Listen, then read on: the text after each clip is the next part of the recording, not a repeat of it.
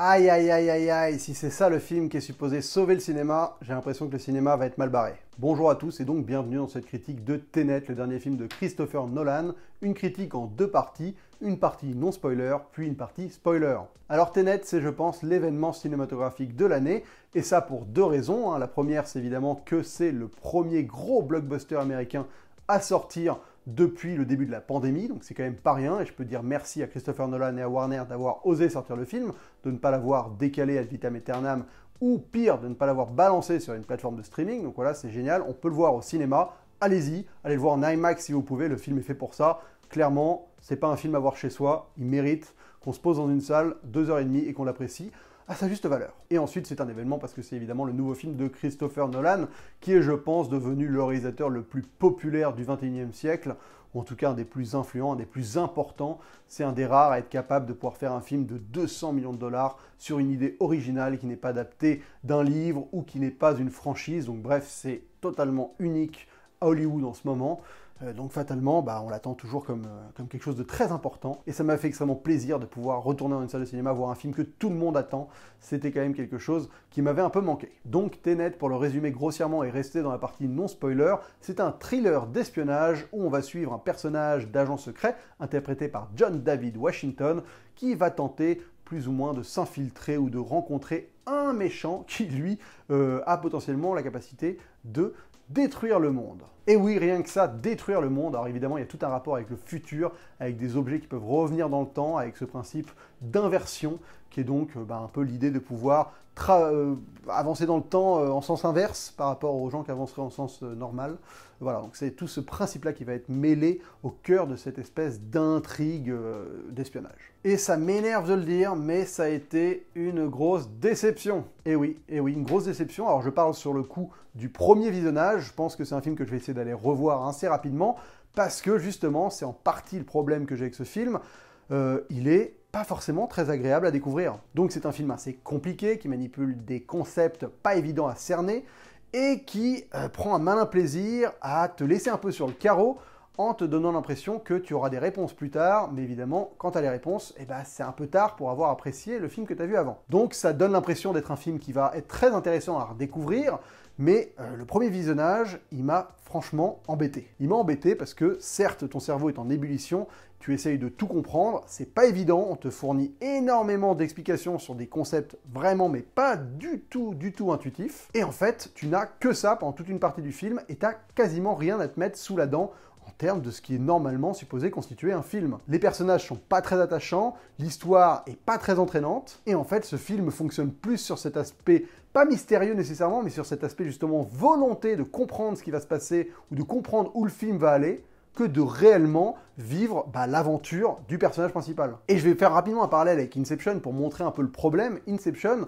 peut y avoir ce côté-là pendant les premières 15 minutes du film, où on a la première mission, où, honnêtement, quand tu le découvres au cinéma, t'as des belles images. Certes, il y a un petit côté James Bond sympathique, mais faut être honnête, la première fois que tu découvres le film, tu comprends rien à ce qui se passe. Et c'est un côté un peu frustrant, certes, mais c'est frustrant pendant un quart d'heure. Et au bout d'un quart d'heure, le film se met en mode guide tutoriel et va tout expliquer. Et donc, t'as une énorme séquence d'exposition qui, je trouve, est très bien faite dans Inception, qui peut t'amener au fait que, au moment où la mission démarre, t'as les cartes en main pour comprendre tous les tenants et les aboutissants, et tu kiffes. Là, dans Tenet, il n'y a quasiment aucune volonté d'explication. Et tu dois attendre mais quasiment 2 heures avant de commencer à avoir les clés pour vraiment cerner tous les tenants et les aboutissants de l'histoire qu'on te raconte depuis le début. Donc tu passes quasiment 1h30, voire 2 heures, à juste te poser des questions, à juste essayer de comprendre et de ne pas oublier les informations qu'on t'a fournies pour être sûr qu'au moment où on va te filer des clés, tu vas te dire « Ah oui, putain, j'ai bien fait de me souvenir de ça !» Ce qui fait que c'est pas très agréable en fait. C'est vraiment déroutant, donc si c'est un film qu'on apprécie que au deuxième visionnage, je trouve ça un peu dommage. Et il n'y a pas que cette volonté de pas donner d'explication, je trouve que même la première partie du film est très laborieuse. C'est vraiment lent, il y a des espèces d'enchaînements de séquences où c'est juste des dialogues en disant t'es là, faudrait que t'ailles voir ce mec, ça parle pendant 5 minutes, il va voir le mec, ça reparle pendant 5 minutes, faudrait que t'ailles voir cette fille, donc il va voir cette fille, enfin voilà, une espèce d'enchaînement de rencontres comme ça qui ont rien de palpitant, qui essaie de créer un univers, mais c'est très loquace, et ça crée pas forcément un univers très riche, c'est même filmé de manière, je trouve, assez plat, et pas forcément très intéressant durant toute cette première partie, et donc, moi, honnêtement, j'ai vraiment souffert, en fait, j'ai souffert pendant une bonne moitié du film. Et c'est pas comme si la deuxième moitié m'avait fondamentalement réjoui non plus. Parce que tout le moment où il va finir par exploiter son concept central, et ben ça n'a pas été la fête du slip, quoi. Le concept d'inversion, il a beaucoup de mal à le mettre en image, il n'arrive jamais à rendre la chose limpide, il n'y a jamais cette espèce de chose qui semble évidente finalement,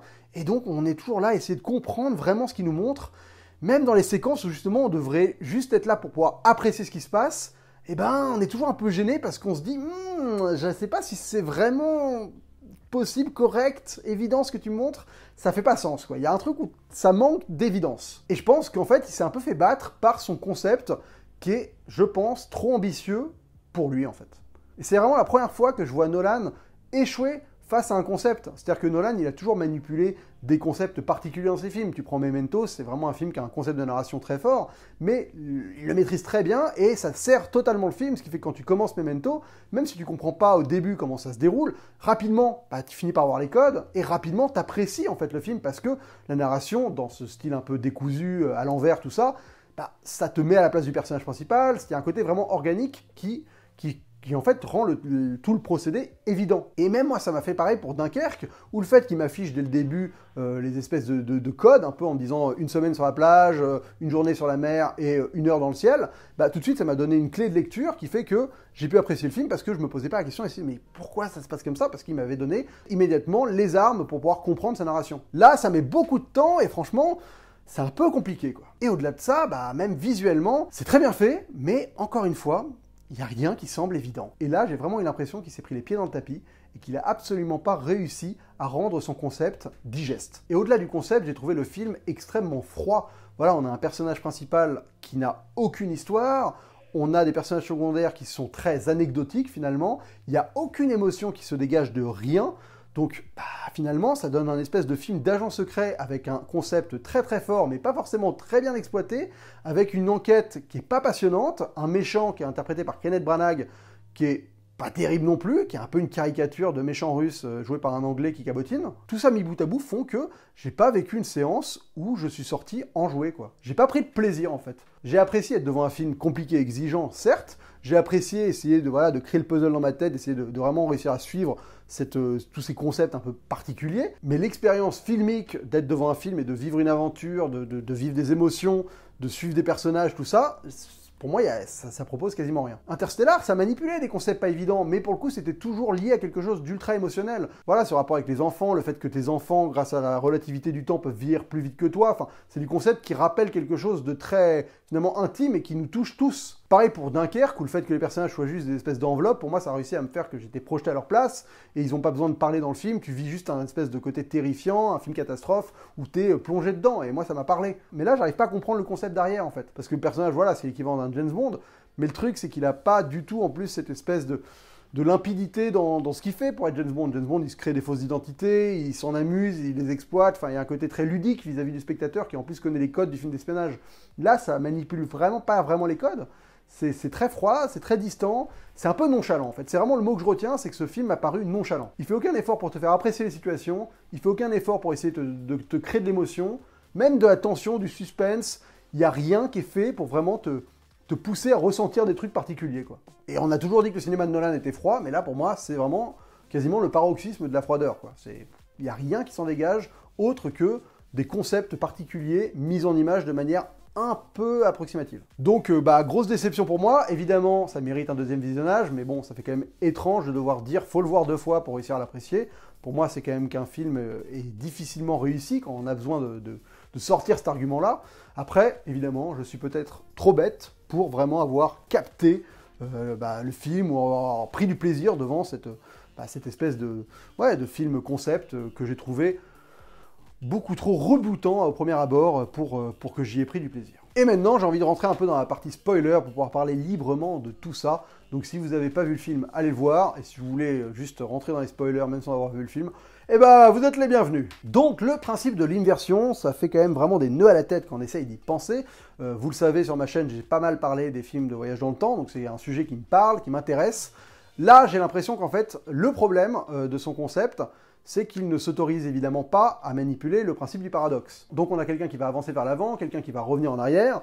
Nous, on va vivre ça de manière linéaire à chaque fois, c'est-à-dire qu'on va voir une première fois ce qui s'est passé, et on va revenir souvent dans le temps pour voir la deuxième partie, en fait, qui allait en arrière. Et en fait, le truc, c'est qu'il y a un côté paradoxal à ça, parce que les deux événements sont supposés être arrivés en même temps, évidemment, Mais en fait, il y a ce rapport où est-ce que c'est réellement possible? Et je pense que s'il l'a mise en image, c'est qu'il y a une possibilité. Mais il y a un truc qui est compliqué à prendre en compte, c'est qu'en fait, tout ce qui est déjà arrivé arrivera, et donc rien ne peut être changé, et lui, il s'autorise jamais à explorer la possibilité qu'en fait, un événement de quelqu'un qui va un truc arrière, change ce qui s'est passé dans le truc avant. Donc il assume vraiment pas le côté, il y a un paradoxe qui peut être créé. Et le fait qu'il assume pas ce paradoxe, ça fait quelque chose de très compliqué à lire, en fait. Parce qu'on a juste l'impression que les personnages font des choses qu'ils sont forcés de faire, en fait. Et ça dans les deux sens. Et c'est très étrange. Enfin, voilà, ça manque clairement de limpidité dans cette manière de réussir à le mettre en scène, quoi. Et pourtant, il fait ça bien, je veux dire, c'est bien fait, les effets spéciaux sont invisibles, le fait de mélanger deux personnes dans deux sens de lecture différents, dans des mêmes plans, c'est très impressionnant, mais à la fois, il n'y a pas ce côté où ça arrive à te le rendre évident et à te dire genre, ah putain, mais oui, ce concept, il est génial, quoi. Pareil pour la bataille de fin, où franchement, on est plongé dans un chaos, on suit plusieurs points de vue, donc on alterne entre les rouges et les bleus qui avancent tous les deux dans deux sens différents, donc on n'a jamais en plus ce côté d'essayer de comprendre réellement qu'est-ce qui change quand t'es rouge et qu'est-ce qui change quand t'es bleu. Enfin, tu vois, t'alternes tellement souvent entre les deux, qu'à part le moment où tu vas voir un mec avec des gravats qui sont en train d'avancer, on comprend qu'il va se faire projeter dans un mur, et le mec lui dit attention, et finalement il se fait quand même projeter, mais tu te dis de toute façon, il aurait pas pu le changer vu que c'est déjà arrivé. Enfin, tu vois, il n'y a jamais de réflexion qui va en fait mettre en contradiction ce principe-là. Vu que tout ce qui est déjà arrivé arrive, et à quoi ça sert en fait? À quoi ça sert ce principe d'inversion? C'est-à-dire qu'en fait c'est très théorique, quoi. C'est très théorique, mais dans la mise en pratique, ça n'a pas grand intérêt. Parce qu'en fait ça n'a pas réellement de raison d'être, enfin de raison pratique d'être faite. Donc c'est assez déconcertant dans l'ensemble, tout ce principe d'inversion. Après oui, c'est bien fait, mais j'avoue que même les grosses séquences, j'ai pas réussi à les apprécier plus que ça, quoi. J'ai trouvé qu'il y avait un côté confus permanent. Et oui, le concept est compliqué, donc c'est normal que ce soit un peu confondant, mais justement, c'est aussi le boulot de Nolan de le rendre accessible et de le rendre vraiment évident pour nous. Après, c'est peut-être une volonté justement de réussir à retranscrire ce côté chaotique et incompréhensible des voyages un peu dans le temps. Mais si c'est ça, je trouve pas que ce soit une note d'intention très intéressante quand justement, t'as déjà un concept imbitable à la base, quoi. C'est vraiment dommage parce qu'il n'y a pas du tout ce côté ludique des explications d'Inception qui fait qu'au moment où vraiment l'histoire démarre, tu prends du plaisir, quoi. Là, t'en prends pas, quoi. Vraiment pas. Alors oui, le principe du palindrome, c'est vrai qu'à moitié du film, on revient en arrière et on va revisiter les scènes du film à l'envers. Voilà, donc on se retape la scène de l'autoroute, après, à Tallinn, après on se tape l'aéroport, et on revient jusqu'à la grosse guerre de fin qui est plus ou moins en parallèle de ce qui est supposé se passer à l'opéra. Enfin, j'ai pas trop compris, j'ai raté 2-3 lignes de dialogue, ça m'a foutu en l'air toute la chronologie du film. Donc oui, il y a ce rapport de palindromique où tu vas dans un sens puis dans l'autre, et en fait le film se lit dans les deux sens. Enfin, c'est pas vrai. Je pense que le film, tu le prends par la fin, il a pas de sens. C'est pas l'idée. C'est juste qu'en effet, il fait comme un espèce de boomerang. Il va quelque part et il revient. Donc, tu peux considérer qu'il se répète comme un palindrome. Tenet, le titre, vous voyez, T-E-N-E-T, voilà, c'est pareil. Ça fait opéra, après ça fait aéroport, après ça fait autoroute, après ça fait aéroport, et ça refait opéra, sauf qu'en fait, c'est pas l'opéra. C'est l'espèce de fin en mode guerre urbaine dans des ruines. Et même cette fin, je l'ai trouvée vraiment compliquée à lire. Même toute cette séquence de fin avec la boîte, avec le truc qu'ils mettent dans la boîte, avec le personnage qui se prend une balle dans la tête, tout ça, ça va tellement vite, c'est tellement pas lisible que c'était vraiment dérangeant, quoi, et pas du tout plaisant. Moi, perso, j'ai pas trouvé le visuel dingo, hein, franchement, j'ai pas été claqué par grand-chose. Donc oui, c'est impressionnant sur certaines séquences, le côté les voitures qui avancent à l'envers, mais même ça, en fait, j'ai pas trouvé que c'était mis à profit de manière vraiment fascinante. Et globalement, les images m'ont pas parlé plus que ça, quoi. Et pourtant, je l'ai vu en IMAX, donc j'aurais dû en prendre plein les dents, mais ça n'a pas vraiment été le cas. Même l'avion qui explose dans l'aéroport, j'ai trouvé ça assez anecdotique finalement. Oui, je fais la fine bouche, mais écoutez, j'ai trouvé que c'était tellement pas bien amené, pas amené d'une manière intéressante, que tu étais projeté dans les séquences de manière beaucoup trop abrupte. Enfin voilà, il n'y a aucune harmonie dans le montage, dans l'enchaînement des choses. C'est très très haché. Et il n'y a aucun moment où j'ai été accompagné dans les séquences, accompagné dans les péripéties, qui fait que j'ai réussi à apprécier en fait ce qui se passait réellement, quoi. Parce que chaque fois je débarquais là, bon ok d'accord on est là, ah ok on visite ce truc déjà, en même temps on fait le braquage du truc, à l'avion ils font péter, ça a été annoncé de 5 minutes avant, dans une discussion dans la rue, bon, les persos sont pas incarnés, il n'y a pas d'histoire, il n'y a rien pour réellement me mettre sous la dent, enfin c'est vraiment... C'est un peu une caricature en fait des films de Nolan, ce film, quoi. C'est Nolan qui fait du Nolan pur jus et qui franchit un peu la barre de je passe le cap et je fais un truc qui est à la fois imbitable, qui est froid, qui a aucune émotion. tous les mauvais côtés un peu de ce qu'on reproche à Nolan, quoi. Et ça m'emmerde parce que je suis un vrai fan de ce mec-là, et en plus je suis un fan des films qui parlent de paradoxe temporel. Donc normalement j'aurais dû être aux anges, mais là il a atteint un degré où pour moi il n'a pas réussi à gérer son concept et il s'est un peu viandé. Et je pense que le film va absolument pas marcher. Je veux dire, ce film, il est pas agréable. Autant Inception, je sortais de la salle, je le recommandais à n'importe qui. Même Interstellar, je sors de la salle, je disais à tout le monde, mais allez voir ce film. Mais moi, je suis pas un grand fan, mais tu vas vivre une aventure et tout. Là, Tenet, genre, je vais pas recommander à ma mère, genre, va voir Tenet, tu vas kiffer. Non, je sais que ma mère, ça va totalement l'inintéresser, quoi. Parce qu'il a pas voulu donner cette couche supplémentaire d'humanité, quoi. Juste un film normal, avec des personnages qui ont des enjeux, une personnalité, des choses que tu suis. Bon voilà, comme je disais, il y avait ça dans Dunkerque, mais Dunkerque, c'était 1h30, c'était un film de catastrophe sur un fond de guerre, donc ça avait un sens. Là, je trouve qu'il manque quelque chose dans l'équation, quoi. Après, t'as toujours des gens en costard, ils sont classe, voilà, il y a quand même des choses qui sont réjouissantes. Debicki, enfin la comédienne blonde, elle est assez fascinante, je l'aime bien. Robert Pattinson, il est plutôt classe, mais bon, finalement, il n'est pas très présent. Aaron Johnson-Taylor, c'est un mec que j'aime beaucoup, et dès qu'il débarque, ça m'a fait trop plaisir. C'est le genre de gars qui débarque au milieu du film, et tu fais « Ah putain, mais c'est lui, il est trop classe, ce mec !» C'est le mec qui joue dans Kick-Ass, qui est devenu vraiment l'ultime badass en ce moment. Je trouve qu'il a une dégaine, une manière de parler qui est énorme. Je l'avais vu dans Outlooking sur Netflix, et son rôle, il était énormissime.